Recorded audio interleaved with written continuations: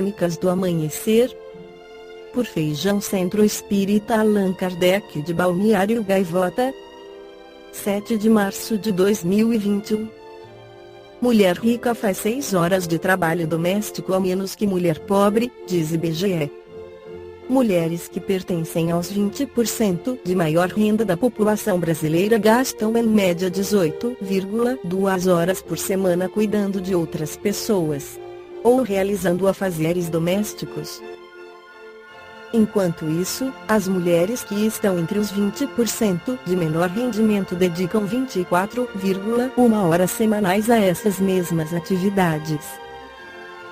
Os dados são do estudo Estatísticas de Gênero e Indicadores Sociais das Mulheres no Brasil, cuja segunda edição foi publicada nesta quinta-feira 4/3 pelo IBGE, Instituto Brasileiro de Geografia e Estatística.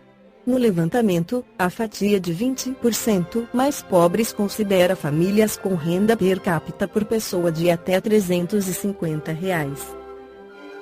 Já os 20% mais ricos têm uma grande desigualdade interna, indo desde domicílios com rendimento per capita de R$ 1,7 mil até R$ 164 mil. A diferença de quase 6 horas no tempo dedicado ao serviço doméstico entre mulheres ricas e pobres se explica, segundo o IBGE, porque as de maior renda terceirizam parte dessas tarefas para as de menos recursos, através do trabalho doméstico de babás, faxineiras e cozinheiras. Além disso, as mulheres mais abastadas podem pagar por creches privadas para seus filhos pequenos, num país que sofre com a deficiência crônica de vagas em creches públicas. Menos da metade, 49,7% das mulheres pretas ou pardas com crianças de até 3 anos de idade no domicílio estavam ocupadas em 2019, enquanto entre as mulheres brancas, a proporção era de 62,6%. Os dados revelam que, além da histórica desigualdade entre homens e mulheres, também são grandes as iniquidades entre as próprias mulheres, considerando recortes de renda, cor ou raça, regiões do país e áreas urbanas e rurais, por exemplo. Segundo o IBGE, essas diferenças devem ser levadas em conta na elaboração de políticas públicas para mitigar desigualdades. Trabalho feminino é fundamental para a redução da pobreza. A questão do acesso das mulheres ao mercado de trabalho é fundamental.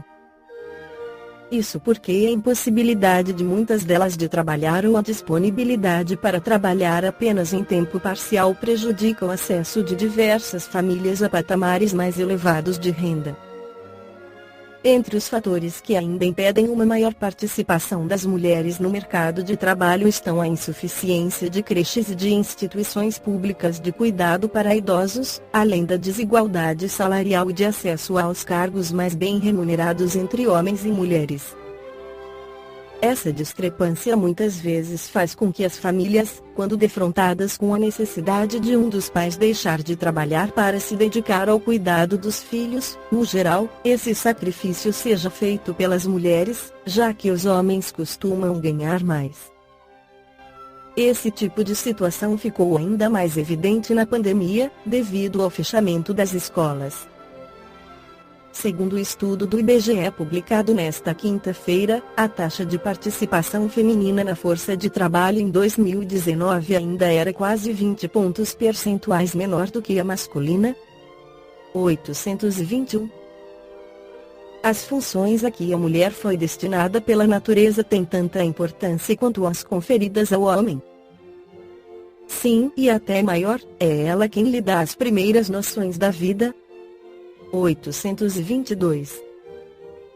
Os homens, sendo iguais perante a lei de Deus, devem sê-lo igualmente perante a lei humana. Este é o primeiro princípio de justiça: não façais aos outros o que não quereis que os outros vos façam. 822. De acordo com isso, para uma legislação ser perfeitamente justa deve consagrar a igualdade de direitos entre o homem e a mulher. De direitos, sim; de funções, não. É necessário que cada um tenha um lugar determinado, que o homem se ocupe de fora e a mulher do lar, cada um segundo a sua aptidão. A lei humana, para ser justa, deve consagrar a igualdade de direitos entre o homem e a mulher. Todo privilégio concedido a um ou a outro é contrário à justiça. A emancipação da mulher segue o progresso da civilização, sua escravização marcha com a barbárie. Os sexos, aliás, só existem na organização física, pois os espíritos podem tomar um e outro não havendo diferenças entre eles a esse respeito. Por conseguinte, devem gozar dos mesmos direitos. A respeito da função da mulher, o espírito Joana de Ângeles, pela psicografia de Divaldo Pereira Franco no livro Encontro com a Paz e Saúde, afirma: ocorre que a mulher é essencialmente mãe, em face da sua constituição biológica e psicológica, forte e frágil na estrutura emocional, vigorosa e meiga por imposição evolutiva, não se devendo furtar ao ministério da procriação.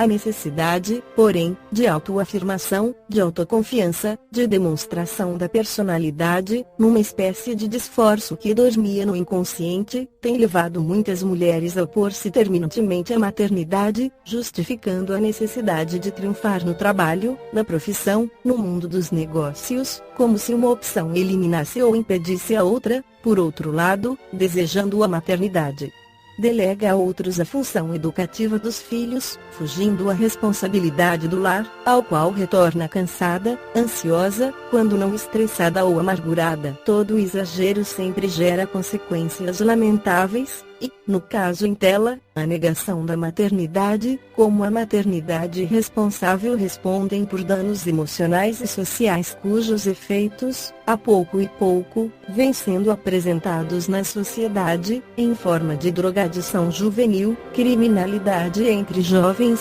violência e abuso de toda ordem, orfandade de pais vivos, os homens, pelo mau hábito de considerar a sua suposta superioridade, sempre delegaram à mulher o provimento moral da família, a sustentação emocional do lar e dos filhos, ficando ao largo das responsabilidades dessa natureza. Muitas vezes, igualmente, fecundou a mulher e abandonou-a, empurrando-a para a prostituição ou no desespero, olvidando-se totalmente da família, como efeito psicológico do ressentimento feminino mal contido por séculos sucessivos, adveio a reação, mediante a qual a mulher, procurando evadir-se da responsabilidade maternal, ou não desejando filhos, que sempre se apresentam como obstáculos ou impedimento a sua ascensão no mundo das disputas financeiras e sociais, sente-se liberada do compromisso. Essa interpretação equivocada e infeliz, defluente do feminismo exagerado, tem produzido danos emocionais muito graves nos sentimentos da mulher, frustrando-a e deixando-a em solidão destrutiva.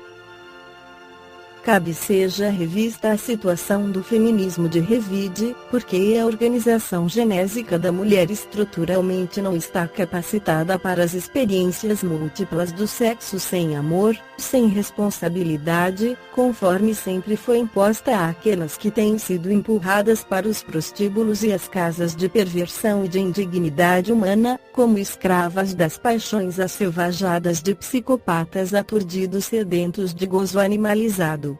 O direito à liberdade de ação, de deliberação e escolha no lar e na sociedade é a conquista que a mulher adquiriu e que não pode ser confundida com arrogância nem procedimentos de confrontos, nos quais os conflitos interiores predominam em fugas inúteis que surgem como soluções apressadas, e que não resolvem o grave problema dos relacionamentos humanos, sejam nas parcerias afetivas ou noutras quaisquer.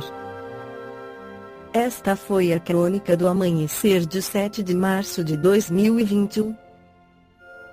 Por Feijão Centro Espírita Allan Kardec de Balneário Gaivota. Que a paz esteja com todos.